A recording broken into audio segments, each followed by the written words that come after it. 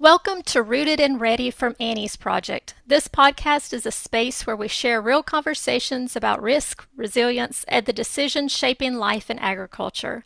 I'm your host, Karisha Devlin, a farmer and training and curriculum officer with Annie's Project. In this two-part episode, Ann Wiirre shares her experience transitioning to regenerative practices on her Florida farm. We talk about why she decided to make a change, what worked, what didn't, and what surprised her along the way.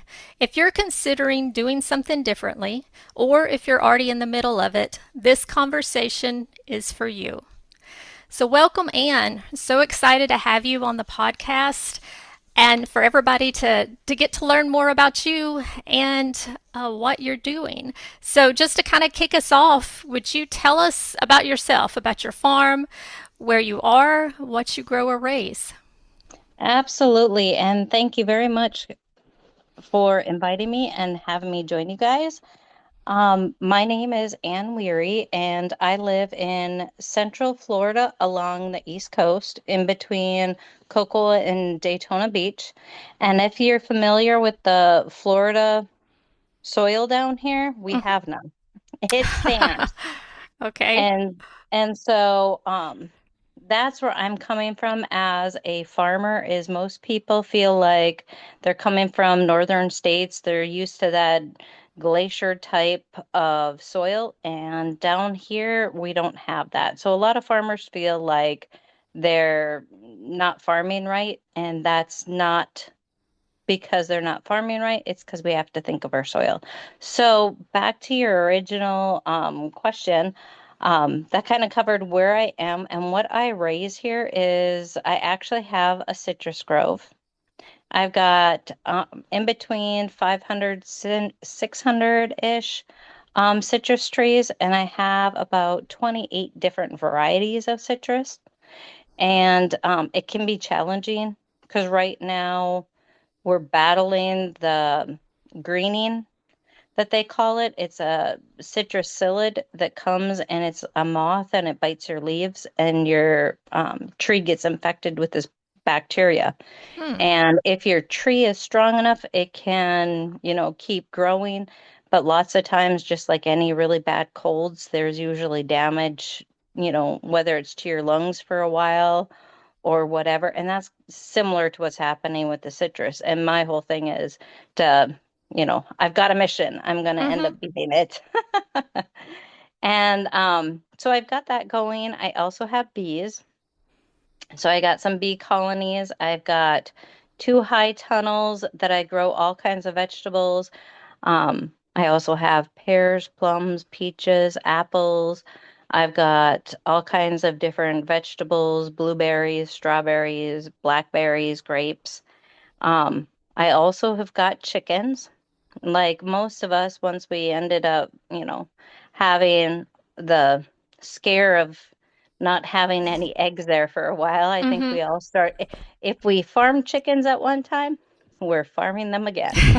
So I've got a variety of chickens as well. So yeah, and I also have a pond that we harvest some crappies out of. So Okay.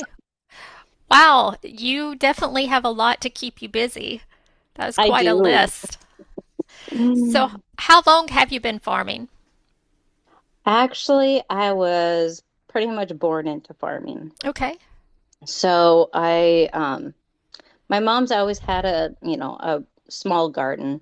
And then my grandpa, my adopted grandpa who lived like a half mile down the road, he actually introduced me to real farming, which makes me think of um, right now how we're trying to change our soil. And that's actually what gave me the idea of the way that I take care of my soil is because he would always say he came from the old country.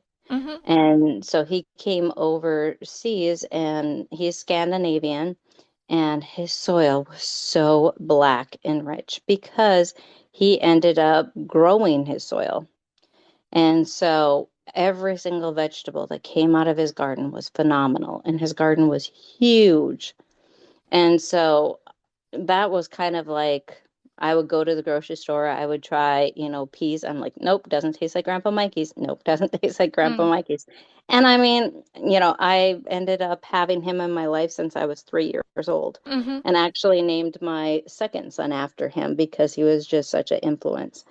And then my grandpa on my mom's side had beef cattle, but they as well had a huge garden.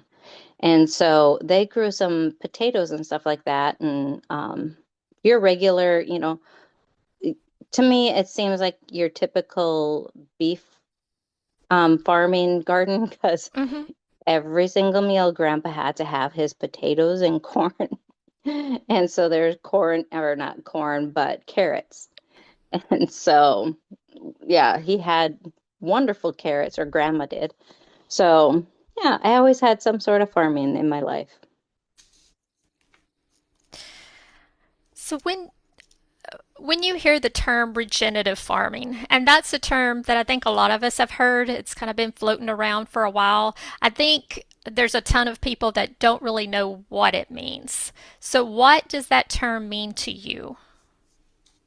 So, when I was giving you kind of the example of Grandpa Mikey's soil and how he Mm-hmm. was growing it, that is exactly when people, think about regenerative farming. It's taking your soil and making it a living environment. So, and that's the reason why I'm successful growing down here in Florida instead of being in sand. Even if you have land and it's sand, doesn't mean give up on that. Go find somebody else who's got better soil. It means just build on what you have. Mm-hmm. And so if you bring in a bunch of like, you can either make it yourself or you can, go to somebody who's actually making their own compost, and you just start with your compost and then you add your beneficial bacteria and fungus because there is good bacteria and there is good fungus. It's not all harmful. There's a to me, what we're doing with the soil, and I like to refer to it this way because I think a lot of people understand it better, is a lot of people know about coral reefs Mm-hmm. out in the ocean, and they know about how all those organisms live inside the crevices, and that's why they have the live coral reefs that keep growing bigger and bigger. And all those little organisms feed the fish and everything. Mm-hmm. That's what we're trying to do with our soil, is we're trying to make a living environment just like there is in the sea with the coral reefs.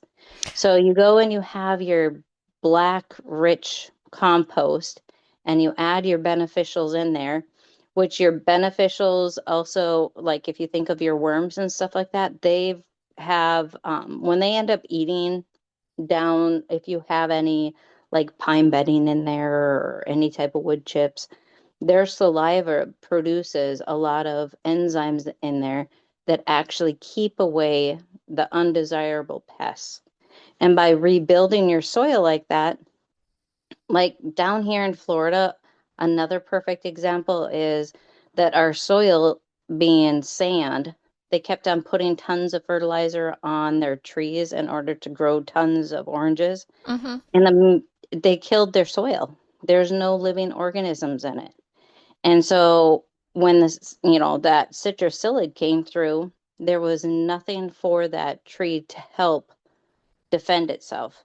It's just like if you were drinking tons of soda and eating potato chips every single day, and somebody has a cold, you're not going to be able to fight that cold as Mm-hmm. well as if you ate good, healthy food. So that's what we need to do for our trees, is we need to give it enough of a soil base that provides them with all of their micronutrients, macronutrients, everything that they need in order to be good and strong to fight all of these types of things that come along, whether Mm-hmm. it's a citrus greening, whether it's these big cold snaps, they have to have that way to fight. But the thing is um, the bricks that were in, so bricks is a way to measure the sugars in your oranges. If you notice when you eat an orange right now, it does not taste like it did even 10, Mm-hmm. 15 years ago. Yeah, And I would agree on that. yeah, so if when you're eating it, it's not as sweet, it's not as juicy, and it's very watered down to me. And that's because what makes it sweet is all those minerals. And a lot of people don't know it's the vitamins and the minerals that end up helping that sugar inside the fruit be so sweet. So if you have a tree that's growing in the sand and only given, fertilizers out of a bag, it's going to taste way different than somebody who's growing in soil that they've rebuilt and made Mm-hmm. healthy. So our sugar content right now is in the 13, 14, which is back to where it used to be when everybody remembers how great it was. It's almost like having a piece of orange candy Mm. compared to, watered down Something you get at juice. the grocery store. Yeah. Yeah.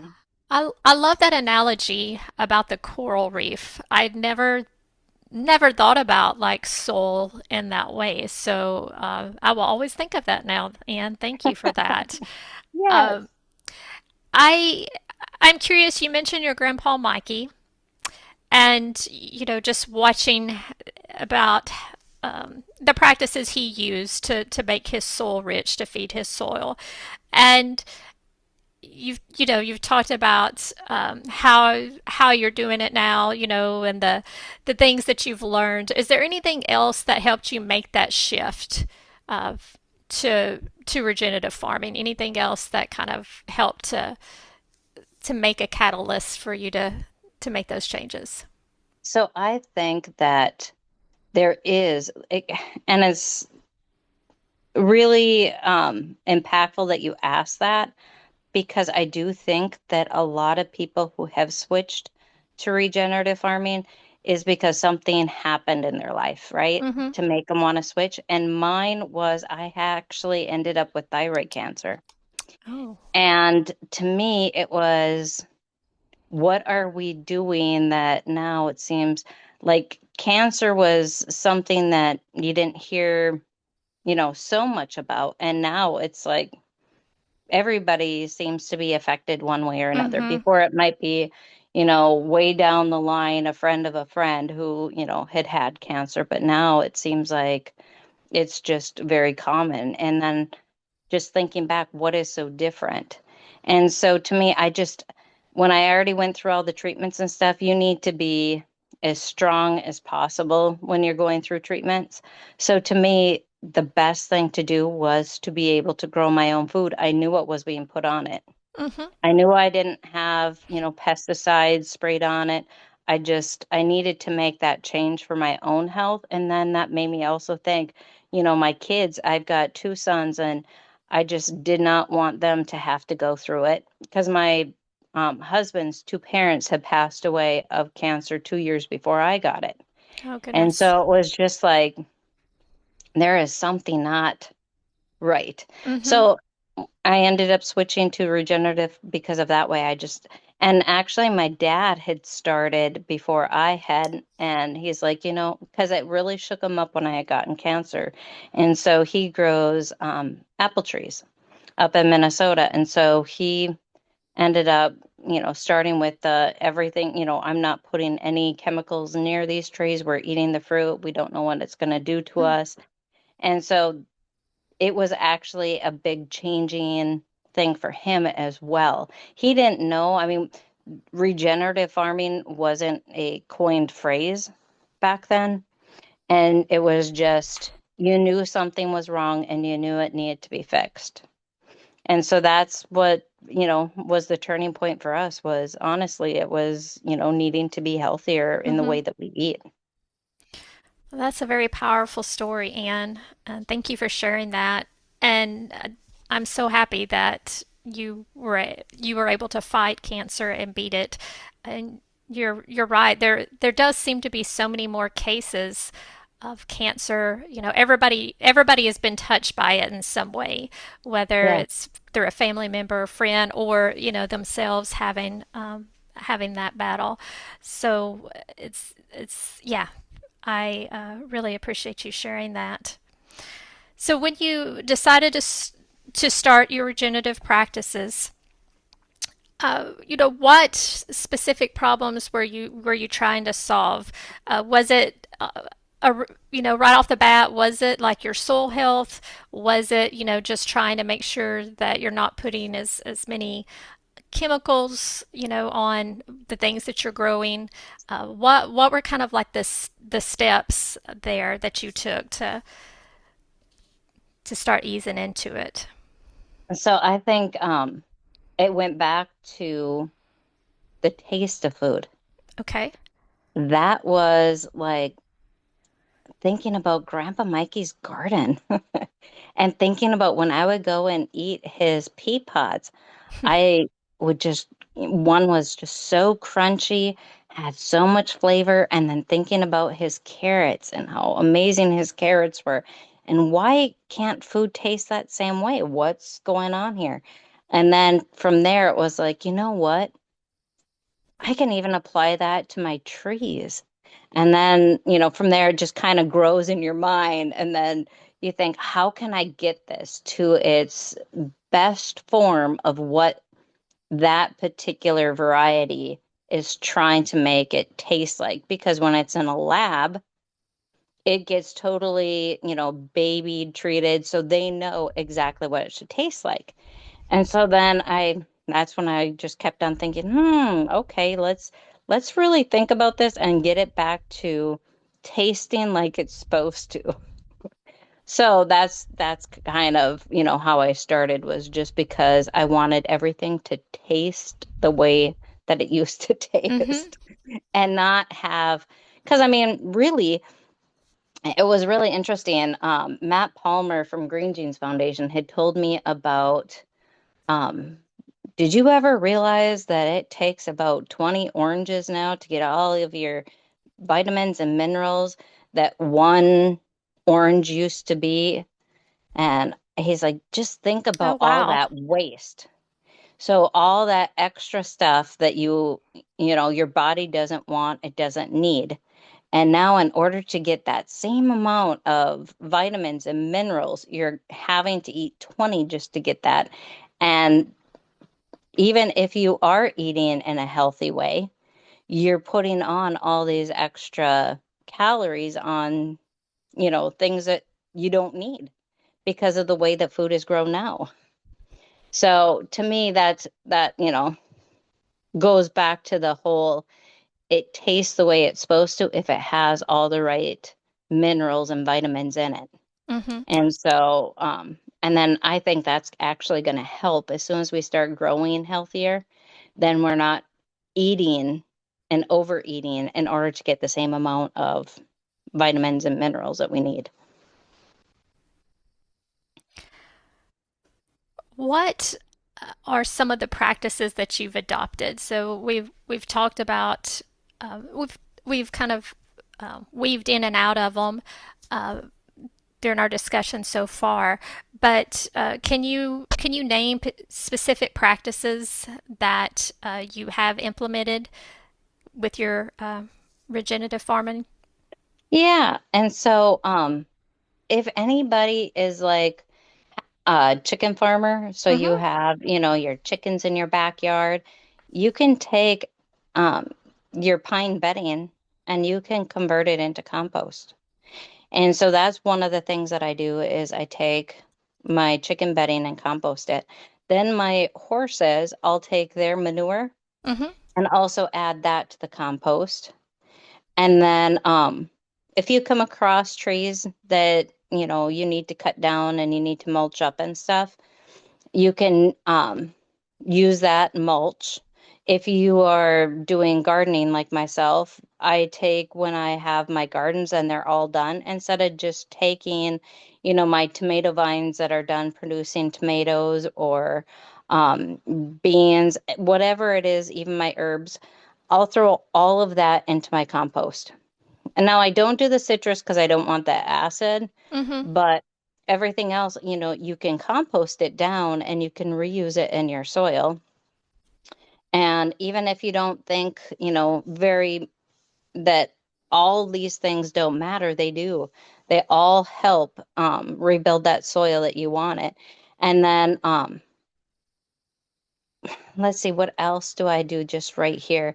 There was something that came to mind. I'm sorry. It's just I get so excited about this stuff. I can Um, tell. You and so make it yeah, exciting. my worm compost and I actually really got into making compost tea. So in order to fight off a lot of the bugs and stuff like that, instead of spraying any of the chemicals that, people normally spray, that's pretty harsh stuff on your plants to get rid of unwanted pests or molds, mildews, Hmm. all that kind of stuff.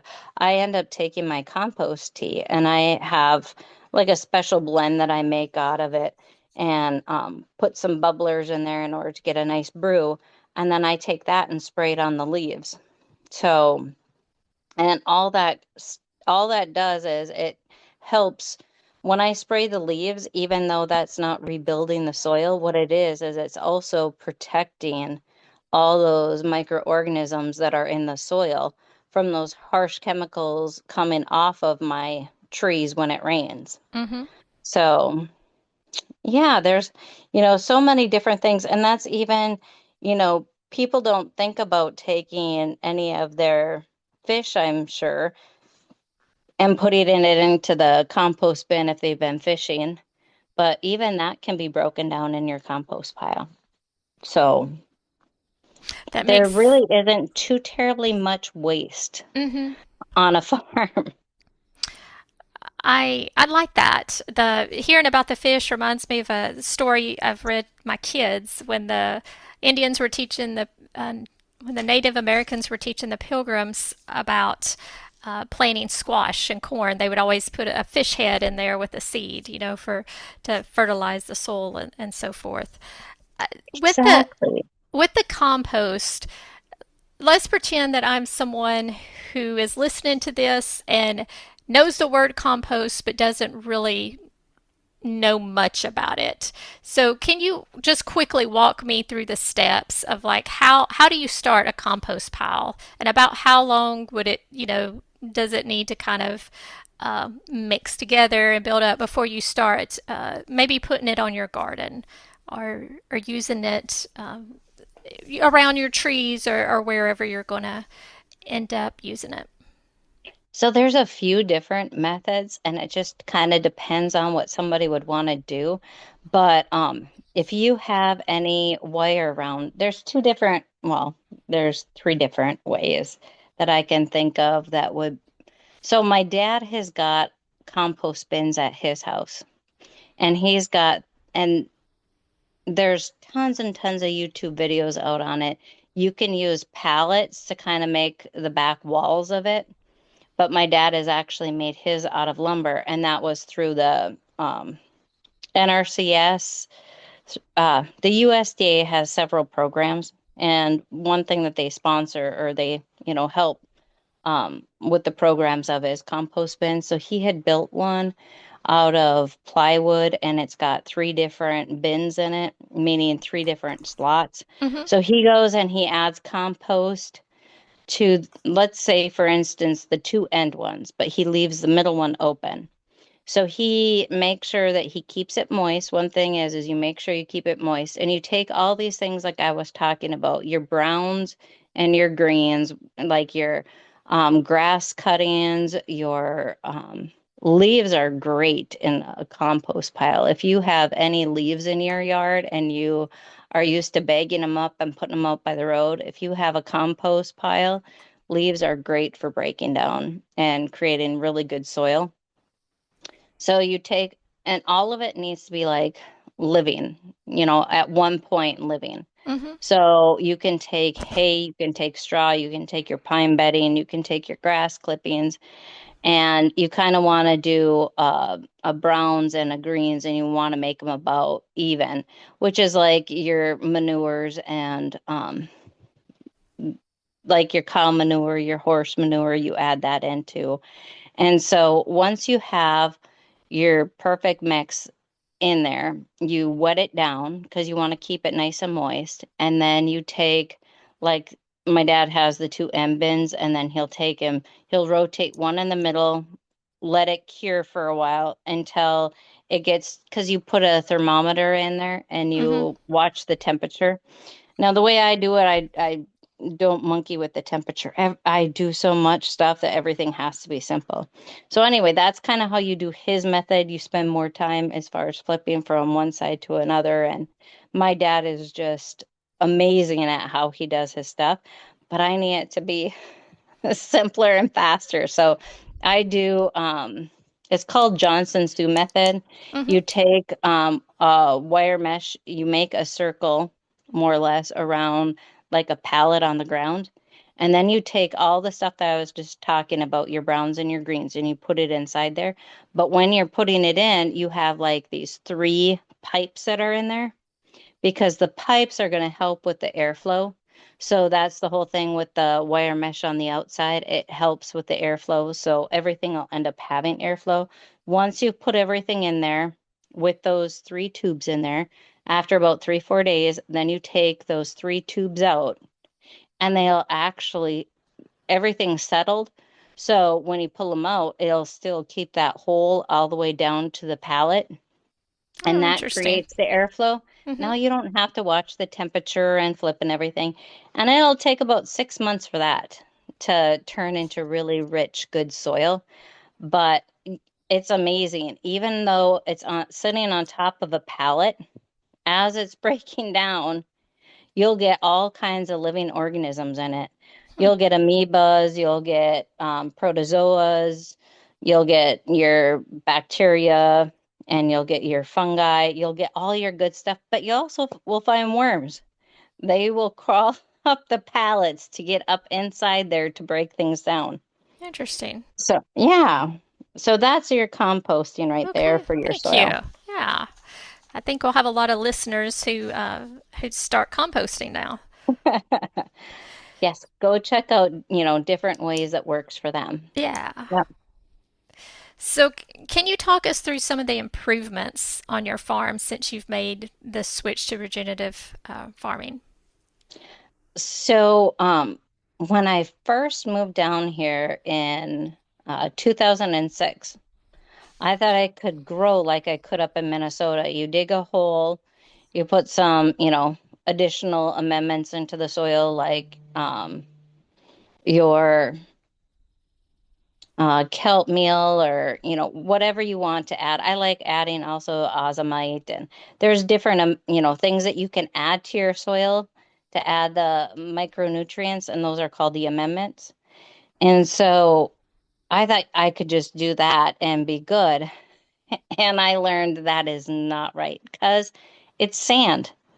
I'm used to that really good, rich glacier soil up in Mm-hmm. Minnesota that I didn't know anything about farming in sand soil. And so that's the reason why now I feel for the people who come down and think that they cannot garden anymore now that they're down here because they're on a sand lot. But if you rebuild your soil and you get your soil nice and healthy, you can grow anything again. So that's what I noticed. I ended up killing probably 23 different citrus trees before I figured out regenerative farming. Oh, wow. And Yeah. now you said you're up to 300 trees. Actually, between five and six. Okay. Five and six So hundred, that yeah. is impressive from killing 23 trees to going to 5 and 600. Wow. And I took a few years off because I thought that there was no way I'd be able to grow down here. So it took some research and to figure out what was going on Mhm. to have the confidence in order to start growing again. So you mentioned the research. As you're researching, what it was going to take to revitalize the soil and to make it to where it you can get through the issues of like just having that sand soil and make it to where it's something that it is productive. What were some of the steps as far as was there any kind of major investments that you had to make, new, equipment? What were the things that kind of helped you get moving in that direction? The very first thing that I ended up doing was I ended up doing a very extensive soil test. And because I had got started with the USDA NRCS programs, Mm-hmm. and in there, it was kind of like, well, do you think you have a plan for your farming because you want to farm, but do you think that, you're going to be successful? It's like, I hope I'm successful. But I didn't really have the confidence to say, yes, I know I can do this. It was Mm-hmm. kind of, I hope I am. So one of the things is, get your soil tested. So I was like, okay, I'll get my soil tested. I just did the basic tests that everybody, who's getting their soil checked, they just check pretty much the Mm-hmm. nitrogen, phosphate, potassium, and that's about it. That's what you kind of check your MPH that's on all of your, fertilizing bags. So then I ended up meeting a guy, Nick Castro, who was like, well, do you mind if I come to your house and I do a soil test? I was like, absolutely, come on over. Please test my soil. So he told me he was going to send it in for a biogenomics test. And I had no clue what a biogenomics test was. Well, it is the most extensive test out there to test your soil. Hmm. It'll check all your bacteria, your fungus. It'll tell you how much you have in your soil of calcium, even, which down here everything is shell. So there's tons and tons of calcium, more Mm-hmm. than my trees could ever use. But I found out just because it's there doesn't mean that my trees are utilizing it. And to me, that was a shock. If Yeah, it's there, that why is can't my trees use it? surprising. Right. And then he ended up teaching me that there's something called a soluble state, which means that your plants drink, they don't eat. And so if it is not in a form that they can drink it, they're not going to use it. I could pour another 2 tons on all of my trees and they wouldn't be able to utilize it because it wouldn't be in a soluble form.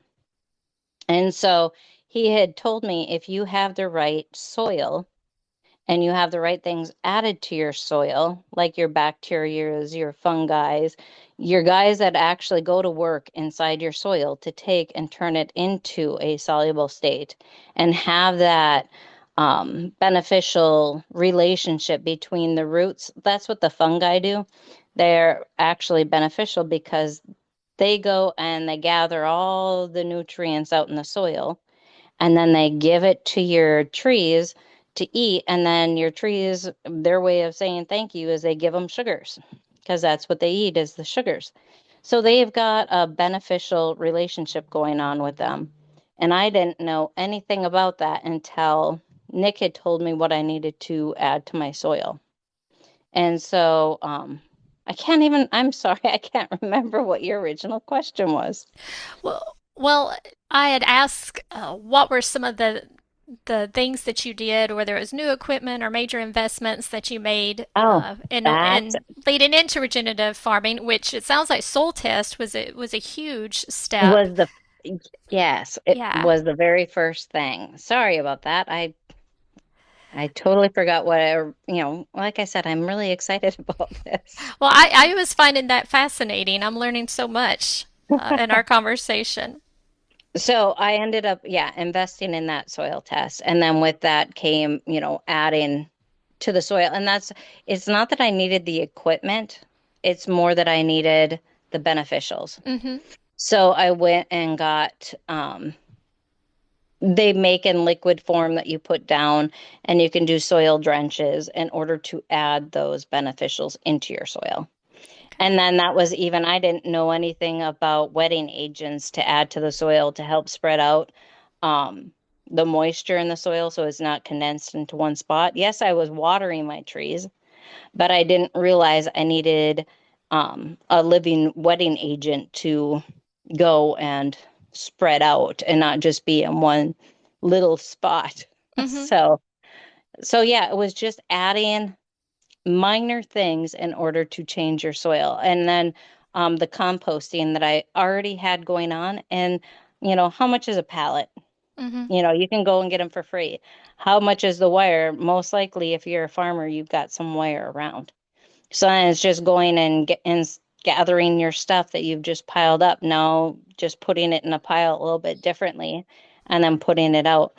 It is, if you're going and buying the compost from somebody who's already doing it Mm-hmm. themselves, it will be, like for really good premium compost, you might be paying $40 to $60 per yard. So, I mean, you would have an investment there. But if you're doing it yourself, then you already have the materials there. So, really, converting to a healthier way is not expensive compared to if you're trying to start things the wrong way. Well, Anne, I'm so enjoying this conversation. I'm finding it really fascinating. So fascinating that I have a lot more questions for you. So we're going to stop this episode and we'll come back for a part two so we can finish having this conversation with you. So really appreciate your time and look forward to continuing our conversation. And thanks to you, our listeners, for listening to Rooted and Ready from Annie's Project, where we learn, share, and grow together. If this episode resonated with you, subscribe and share it with others in agriculture.